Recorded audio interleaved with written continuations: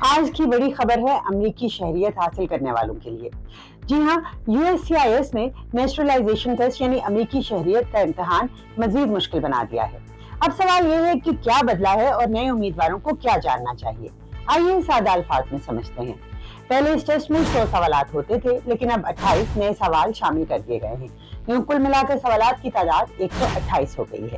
Interview کے دوران immigration officer پہلے 10 سوال پوچھتا تھا اور امیدوار کو 6 درست جواب دینا ہوتے تھے، لیکن اب آفیسر 20 سوال پوچھے گا اور کم از کم 12 صحیح جواب دینا لازمی ہوں گے۔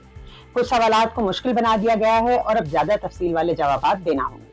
یاد رہے، کوئی بالکل نیا ٹیسٹ نہیں ہے۔ ٹرمپ دور میں 2008 کے ٹیسٹ کو بھی اپ ڈیٹ کر کے مشکل بنایا گیا تھا، لیکن بائیڈن نے 2021 میں آسان ورژن بحال کر دیا تھا۔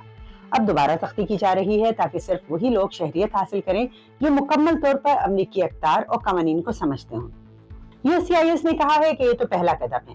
آنے والے ہفتوں اور مہینوں میں مزید تبدیلیاں بھی متوقع ہیں، جیسے سخت جانچ پڑتال اور ڈس ایبلٹی کی بنیاد پر رعایت لینے والوں کے لیے بھی سخت قوانین۔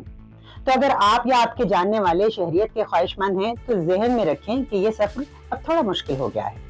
کامنٹ باکس میں اپنی رائے ہمیں ضرور بتائیے گا۔